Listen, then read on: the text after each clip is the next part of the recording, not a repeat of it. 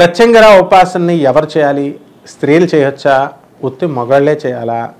అలాగే ఎలా చేయాలి అనేటటువంటి సందేహాలు చాలామందికి ఉన్నాయన్నమాట.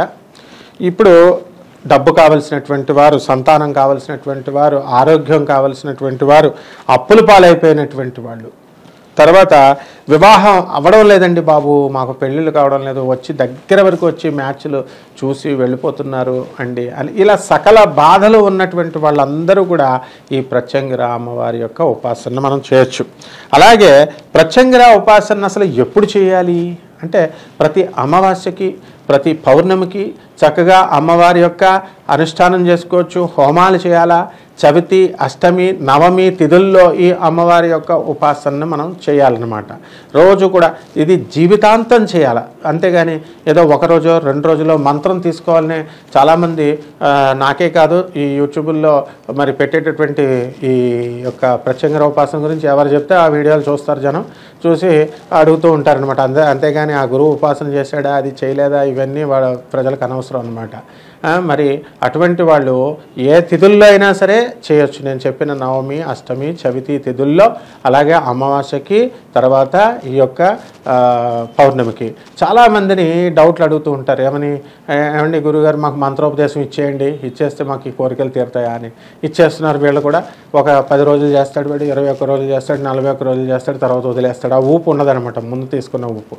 వాళ్ళు ఈ విధంగా ఇది చాలా తప్పనమాట. ఉపాసన అంటే కేవలం ఒక్క దేవతను చేయాలా, ఒకే మంత్రాన్ని జీవితాంతం చేయాలా, ఇది ఉపాసన యొక్క లక్షణం అనమాట, ఉపాసకుడి యొక్క లక్షణం. నాకు చాలామంది శిష్యులు ఉన్నారు. ఒకడు చెప్తాడు, నాకు 14 మంది గురువులు ఉన్నారండి అని. చాలా మంచోడే పాపం.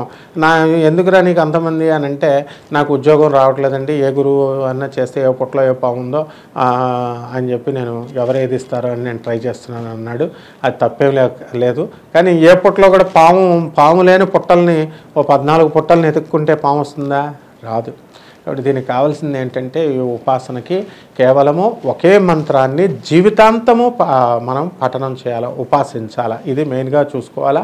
ఆ తర్వాత జీవితాంతము ఒక గురువు. ఈ మధ్యకాలంలో ఒక అతను యూట్యూబ్లో వీడియో పెట్టింది, ఏంటి గురువునే ప్రశ్నించాలట. అంత దమ్ముందా గురువుని?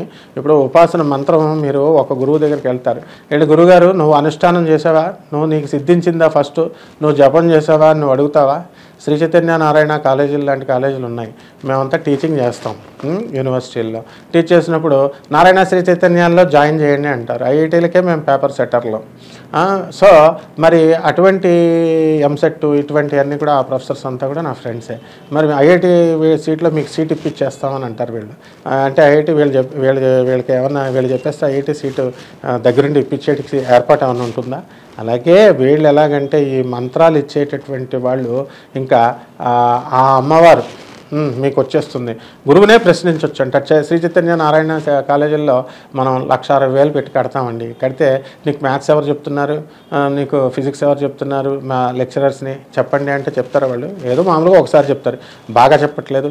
మీరు అసలు చదివారా, మీరు బాగా చదువుతున్నారా, మీకు ఎన్ని పర్సెంటేజ్ వచ్చింది, మార్కులు నాకు గోల్డ్ మెడలిస్టా మీరని ఎలాగైతే అడగలేరో, ఈ మంత్ర అనుష్ఠానంలో ఆ పెట్టినాడు బొర్ర తక్కువవాడు అనమాట. ఏమని అడుగుతున్నాడు? గురువుని అడగమంటున్నాడు. ఈ శిష్యులు కూడా ఆహా ఓహో అని వ్యూస్ కోసం అనమాట. ఇవి గురువుని అడిగే దమ్ము నీకు లేదు, అంత సీను ఎవరు, వాళ్ళు అనుష్ఠానం చేసావా, ముందు నీకు సిద్ధయిందా, నువ్వు సిద్ధయిన తర్వాత వాళ్ళు అడిగిన తర్వాత అతని దగ్గర మంత్రం తీసుకు, ఇవన్నీ ప్రాక్టికల్గా అయ్యేవి చెప్పాలి యూట్యూబుల్లో. సో ఆల్ నాన్ సెన్స్ అంతా కూడా పెట్టకూడదు.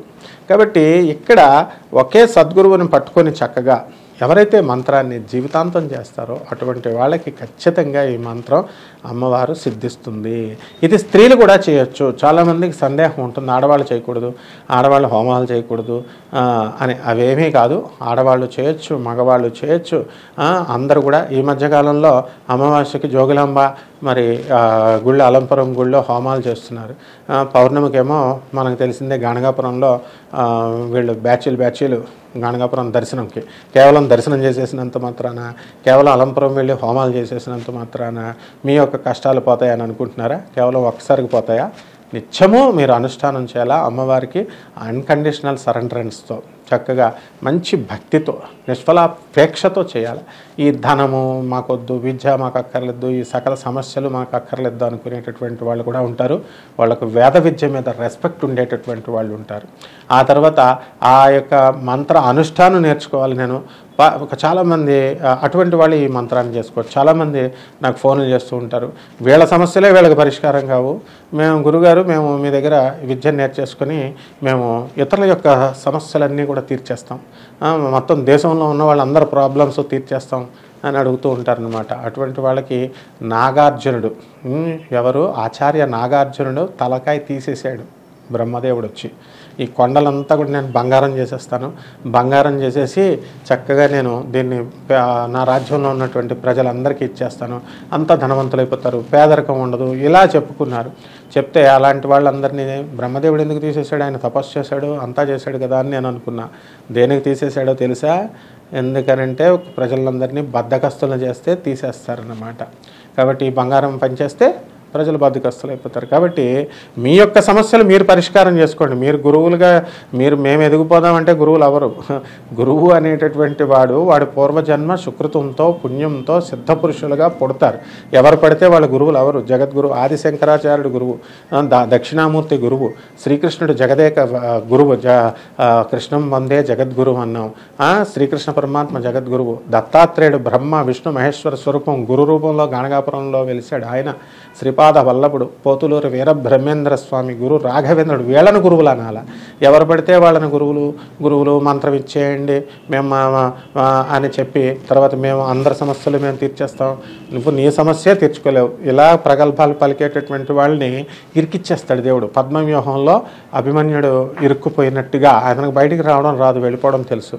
అర్జునుడికి మాత్రం వెళ్ళడం రావడం బయటికి వచ్చేయడం కూడా తెలుసు పద్మవ్యూహంలో. మన చేతులతో మనమే పద్మవ్యూహంలోకి ఇరుక్కుపోయి గిలగిలా తన్నుకునేలా చేసేస్తుంది. అమ్మవారితో మనం పెట్టుకోకూడదు, దేవుడితో. కాబట్టి ఈ విధంగా అందరూ కూడా జపం చేయండి. అందరి యొక్క సమస్యలు ప్రగల్భాలకి తర్వాత డాంబికమైనటువంటి ఆచారాలు పెద్ద గొప్పలు చెప్పుకోవాలా మేము గురువులమని, ఆ తర్వాత మాకు శిష్యులు ఇంతమంది ఉన్నారు, మాకు ఇలా చేసేస్తాం అలా చేసేస్తాం అని పిచ్చి పిచ్చివన్నీ చెబితే ఇరికిచ్చేస్తాడు దేవుడు. అనుభవంతో చెప్తున్నాను. తర్వాత ఈ ప్రత్యంగర ఉపాసన ఎలా చేయాలి అంటే, ప్రత్యంగర్లు కృత్యాలని అనేక ఉంటాయి.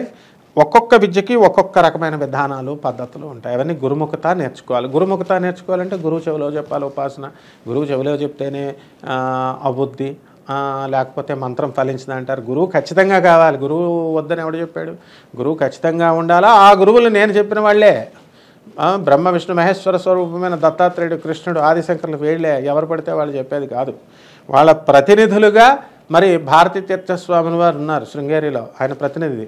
విధుశేఖరేంద్ర సరస్వతి స్వాములు ఉన్నారు. వీళ్ళు మరి అది సనాతన సాంప్రదాయం నుంచి వచ్చేటటువంటి పీఠాలు, వాళ్ళని జగద్గురువులుగా మనం చెబుతాం. అలాగే ఒక్కొక్క విద్యకి ఒక్కొక్క రకమైన విధానాలు పద్ధతులు ఉంటాయి.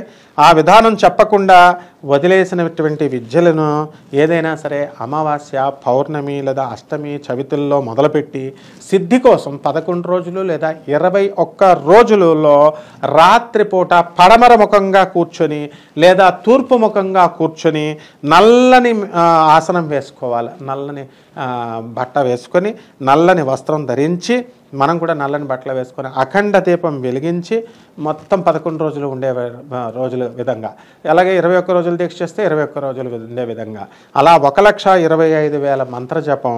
ఆ తర్వాత నల్లని హకిక్కుమాలతో కానీ లేదా రుద్రాక్షమాలతో కానీ జపించాలి. కేవలం నారాయణీ ప్రత్యంగిరకం చేసినప్పుడు మాత్రం తులసిమాలను ఉపయోగించాలి. ఇవి అండి కండిషన్స్. కాబట్టి ఈ యొక్క ప్రత్యంగిర అమ్మవారిని మనం జాగ్రత్తగా చేసుకున్నట్లయితే సమస్త కోరికల్ని అమ్మవారు తీరుస్తుంది, సకల బాధల నుంచి మనల్ని రక్షిస్తుంది. అయితే మామూలుగా మీరు ఈ మంత్రం తీసుకున్నప్పుడు మొదట ఉన్నటువంటి ఆర్భాటం, మీ మొదట ఉన్నటువంటి ఆసక్తి హడావిడి చేసేస్తారనమాట. మంత్రం ఫోన్లు కొట్టేస్తారు, యూట్యూబ్లో అందరికీ కొట్టేసి మంత్రజపం ఇచ్చేయండి. వాళ్ళు కూడా అలాగే ఉంటారు, చక్కగా 1 లక్ష 5 లక్షలు పట్టరమ్మంటారు. అలాంటి వాళ్ళ వల్ల మీకు ఉపయోగం లేదు. మీరు చేసే బిల్డప్లతో గురుగారు మేము చేసేస్తామండి, 5 లక్షలు చేసేస్తాం, 10 లక్షలు చేసేస్తాం, వాడు చేయడానికి నాకు తెలుసు. కాబట్టి 1,25,000 నువ్వు నాతో మాట్లాడుతుంటే ఎంత జపం చేసావు అనేది నేను ఇక్కడ ఉండి అసెస్ చేసేస్తాను, అర్థమైపోద్ది నాకు. ఆ ముఖ వర్చస్సు నాకు అర్థమవుతుంది. నీ కనబడే కలర్లు, నీ మాటలు, నీ హావభావాలు, నీ విద్య, నీ వినయం, నీ మాట తీరు ఇవన్నీ కూడా తెలిసిపోతాయి. మొట్టమొదట్లో నేను కొదమ సింగంలాగా అహంకారంతో ఎవరినైనా సరే లెక్క చేయకుండా ఉండేవాడిని. అనుభవంతో అమ్మవారు ఏం చేస్తుంది, స్లోగా తీసుకొచ్చి పద్మవ్యూహంలో ఇరికిచ్చేస్తుంది మనల్ని. అలా నన్ను కూడా ఇరికిచ్చేసింది. ఇరికిచ్చేసినప్పుడు కృష్ణ అంటూ సరెండర్ అవుతాం.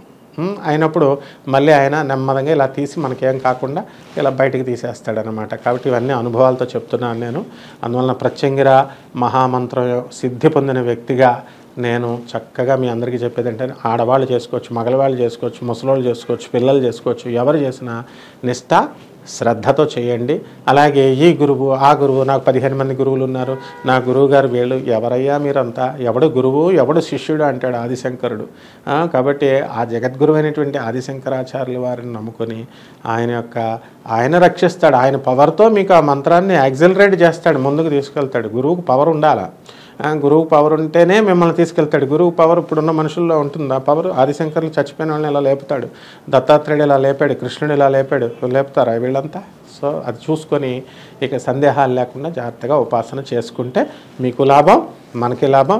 మీకు వచ్చినటువంటి శక్తులతో మీరేం సమాజ సేవ చేసేయక్కర్లేదు. సమాజ సేవ చేయడానికి కృష్ణుడు ఉన్నాడు, ఆయన చూసుకుంటాడు. ఆదిశంకర్లు చక్కగా చేయండి.